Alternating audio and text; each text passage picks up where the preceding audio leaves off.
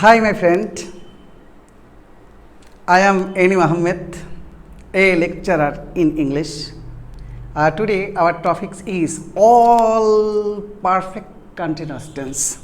বন্ধুরা, তোমরা মনে হয় জানো ইংরেজি বাক্যের সবচেয়ে গুরুত্বপূর্ণ এবং সবচাইতে এসেনশিয়াল পার্টই মূলত আমাদের টেন্স।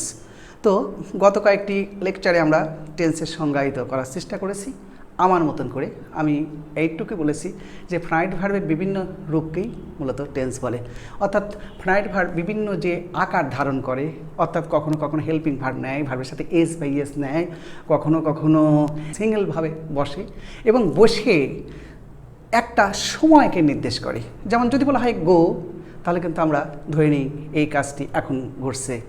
আর যদি বলা হয় ওয়েন্ট, তখন কিন্তু আমরা এই রূপটা দেখেই কিন্তু আমরা বুঝতে পারি কাজটি আগে হয়েছিল।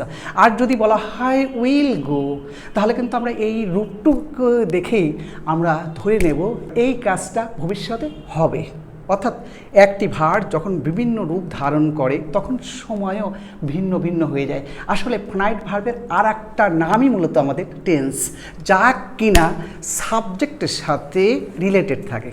অর্থাৎ সাবজেক্টের দ্বারা যদি কোনো কাজ সম্পাদিত হয় তাহলে ফ্রাইড ভার্ব যে রূপ ধারণ করে তার নামই মূলত আমাদের টেন্স। অনেক সময় আমরা ভুল করে, বিশেষ করে আমি যখন স্টুডেন্ট অবস্থায় ছিলাম তখন পুরাপুরি সেন্টেন্সটাকে বলতাম আসলে টেন্স। এখন আমি বুঝতে পারছি আমার টেন্স শেখার কিছুটা ঘাটতি ছিল। আসলে সাবজেক্ট বা পুরা বাক্যটাই টেন্স কিন্তু হবে না।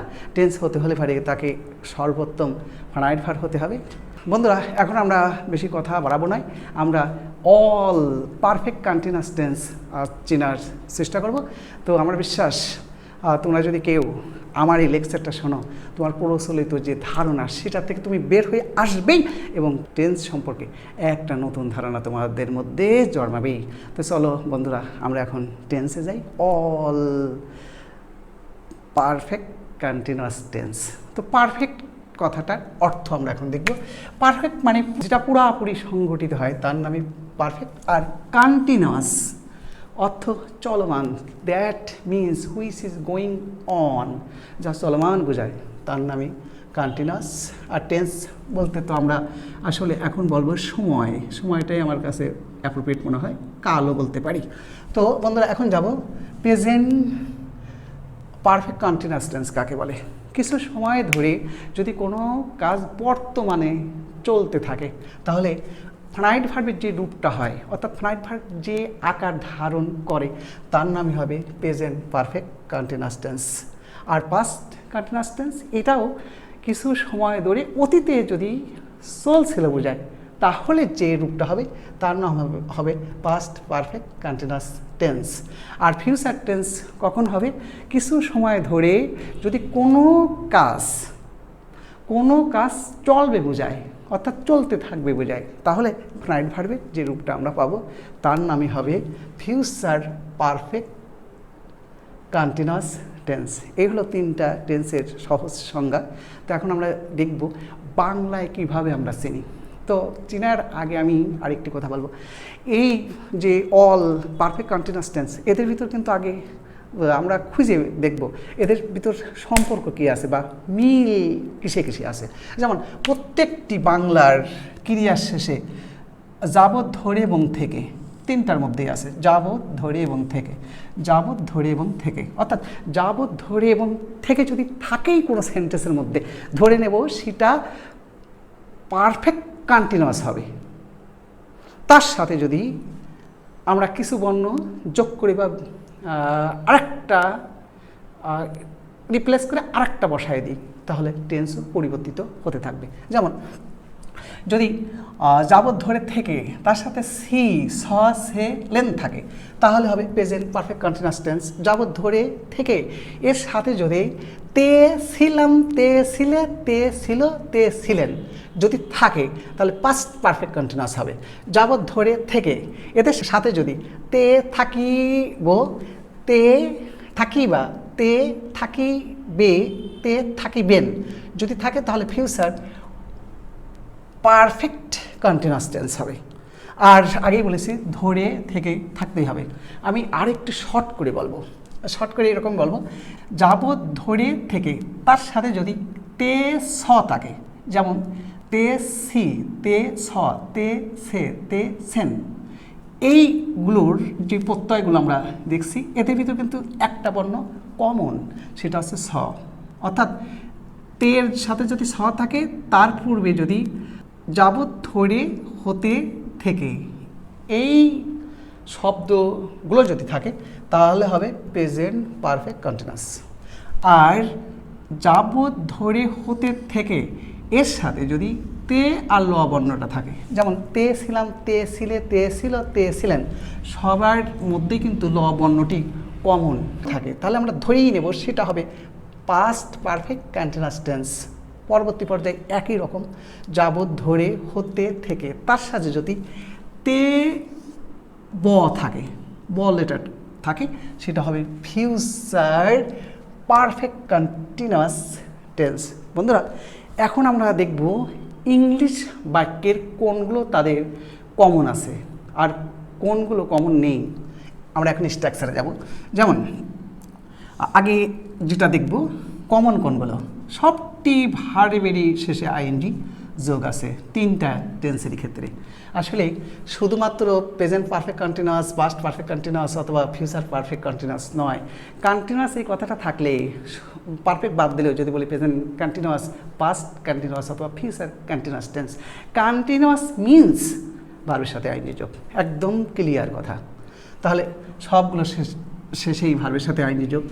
তারপরে প্রেজেন্ট টেন্সের ক্ষেত্রে হেল্পিং ভার্ব একটু পার্থক্য হয়েছে, কিন্তু শেষের যে হেল্পিং ভার্বটা আছে সবার ভিতরে কমন, বিন আছে, বিন থাকবে, এদেরও শেষে বিন থাকবে। তার মানে বিন কিন্তু কমন, বিন এবং ভার্বের সাথে আইএনজি যোগ এগুলো কমন থাকবে। অল্প একটু পার্থক্য হবে ফার্স্টের হেল্পিং ভার্ব, যেমন হ্যাভ এবং হ্যাজ যদি থাকে, তারপরে বিন ভার্বের সাথে আইএনজি যোগ যদি থাকে, বা আমরা বলতে চাচ্ছি হ্যাভ বিন, হ্যাজ বিন থাকলে পরে ভার্বের সাথে আইএনজি যোগ থাকলেই সেটা হবে প্রেজেন্ট কন্টিনিউয়াস। হ্যাভ যদি যোগ করি শুধুমাত্র হ্যাভ এবং হ্যাজের এই দুটোর স্থলে যদি আমি শুধু হ্যাভ বসায় দিই তাহলে হয়ে যাবে সেটা পাস্ট পারফেক্ট কন্টিনিউয়াস। আর যদি শ্যাল হ্যাভ অথবা উইল হ্যাভ যদি যোগ করি বা ওদের স্থলে বসায় দিই তাহলে হয়ে যাবে আমাদের ফিউচার পারফেক্ট কন্টিনিউয়াস টেন্স। অনেক সহজ। তার মানে হ্যাভ হ্যাজ যদি থাকে, তারপরে যদি বিন থাকে, ভার্বের সাথে আইএনজি যোগ থাকে, সেটা হবে প্রেজেন্ট পারফেক্ট কন্টিনিউয়াস। আর যদি থাকে হ্যাড বিন, ভার্বের সাথে আইএনজি যোগ, তাহলে হবে পাস্ট পারফেক্ট টেন্স। আর শ্যাল হ্যাভ অথবা উইল হ্যাভ, তারপরে বিন যদি থাকে, লাস্টে যদি আইএনজি যোগ থাকে, তাহলে সেটা ধরে নেব ফিউচার পারফেক্ট কন্টিনিউয়াস টেন্স। এই হলো আমাদের অ্যাক্টিভ স্ট্রাকচার। বন্ধুরা, আর একটা কথা কিন্তু না বললেই নয়, প্রত্যেকটি টেন্সের কিন্তু অ্যাক্টিভ স্ট্রাকচার থাকে, প্যাসিভ স্ট্রাকচার থাকে, অ্যাফার্মেটিভ থাকে, নেগেটিভ থাকে, ইন্টারোগেটিভ থাকে। আসলে আমরা প্রাথমিক পর্যায়ে যে লেকচারগুলো এখন দিচ্ছি শুধুমাত্রই অ্যাক্টিভ স্ট্রাকচার এবং অ্যাফার্মেটিভ ফর্মটাই আমরা দেখানোর চেষ্টা করছি। কারণ কোনো স্টুডেন্ট যদি অ্যাফার্মেটিভটা পারে তাহলে সে নেগেটিভও পারবে, কারণ নট যোগ করলে পারে নেগেটিভ হয়। আর সে ইন্টারোগেটিভও পারবে। কেন ইন্টারোগেটিভ পারবে? শুধুমাত্র ফার্স্টের হেল্পিং ভার্বটা বাক্যের শুরুতে আনবে। এই তো বন্ধুরা, এখন আমরা তো উদাহরণের মাধ্যমেই আমরা চেষ্টা করব তিনটা টেন্স কীভাবে ইজিলি আমরা আইডেন্টিফাই করতে পারি। ফার্স্ট ওয়ান, আমরা প্রেজেন্ট টেন্সে সবগুলো লিখছি। আমি কিছুদিন যাবৎ কাজটি করিতেছি, যাবৎ ডট ডট তেসি, তেসি। তো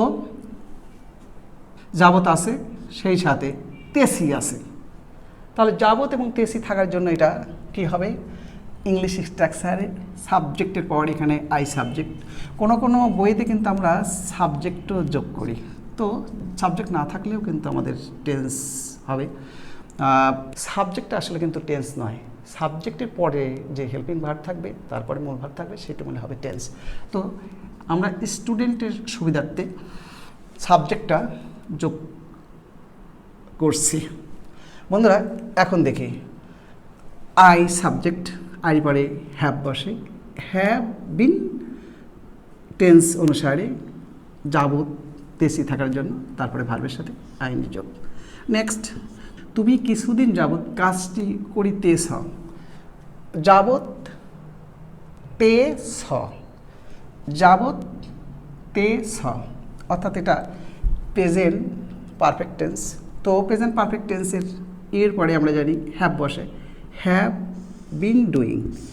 আমরা আগেই বোঝানোর চেষ্টা করেছি হ্যাভ বিন বা হ্যাজ বিন থাকবে মূল ভার্বের সাথে আইএনজি যোগ। নেক্সট উদাহরণে আমরা এখন যাব, সেই কিছুদিন যাবৎ কাজটি করিতেছে। তো কিছুদিন যাবৎ, যাবৎ তেসে, যাবৎ তেসে, তেসে, তেসে। তো এখানে যদি আমরা তিনি লিখতাম তাহলে হতো তিনি কিছুদিন যাবৎ কাজটি করিতেছেন, তাহলে দন্ত না আসতো, করিতেছেন। এখানে আমরা তিনি যদি লিখতাম। তো বন্ধুরা হি আমরা উল্লেখ করতে চাই আর শুধুমাত্র থার্ড পারসন সিঙ্গুলার নাম্বারে যদি হয় তাহলে হ্যাজ হবে, আর সব পার্সনের ক্ষেত্রেই হ্যাভ হবে। He has been doing the work for 7 days। এই হলো প্রেজেন্ট পারফেক্ট কন্টিনিউয়াস টেন্স ফর্মে 3 প্রকার পার্সনারি উদাহরণ, ফার্স্ট পার্সন, সেকেন্ড পার্সন এবং থার্ড পার্সন। থার্ড পার্সনে হ্যাজ হয় আর সব পার্সনের ক্ষেত্রেই হবে হ্যাভ।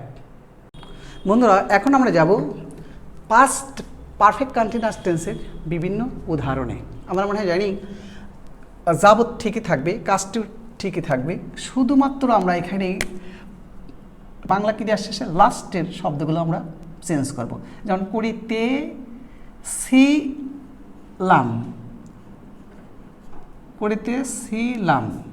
বন্ধুরা এই যে লাম যোগ করলাম, লাম যোগ করার ফলে বা ল লেটারটা চলে আসছে, করিতে ছিলাম। এখানে শুধুমাত্র আমি হ্যাড বসাইয়ে দেব, হ্যাড বসাইয়ে দেব, তাহলে হয়ে গেল পাস্ট পারফেক্ট। কি করলাম? লাম, এখানে হ্যাড। নেক্সট, তুমি কাজটি কিছুদিন যাবৎ করিতেছিল, তুমি কাজটি কিছুদিন যাবৎ করিতেছিলে, আমরা এখানে তে ছিলে ব্যবহার করলাম। এই পাশে একটি হেল্পিং মার্ক আমরা উঠায় দিয়ে হ্যাড বসায় দিলাম। বন্ধুরা হয়ে গেল আমাদের পাস্ট পারফেক্ট টেন্স। তারপরটা, সে কিছুদিন যাবৎ কাজটি করিতেছিল, আমরা যদি ছিলটা যোগ করি তাহলে হয়ে গেল পাস্ট পারফেক্ট কন্টিনিউয়াস। আর এখানে যোগ করব হ্যাড, কারণ আমরা স্ট্রাকচারে কিন্তু দেখানোর চেষ্টা করেছি হেল্পিং ভার্ব হ্যাড থাকবে, তারপর বিন থাকবে, ভার্বের সাথে আইএনজি যোগ হয়ে যাবে। এই হলো আমাদের পাস্ট পারফেক্ট কন্টিনিউয়াস টেন্সের সহজ উদাহরণ। এখন যাব আমরা ফিউচারে। তো ফিউচারে যখন আমরা যাব তখন আমরা এখানে অল্প একটু চেঞ্জ করব আবার। যেমন আমি কিছুদিন যাবৎ কাজটি করিতে থাকিব, থাকিব। তুমি কিছুদিন যাবৎ কাজটি করিতে থাকবা। সে কিছুদিন যাবৎ কাজটি করিতে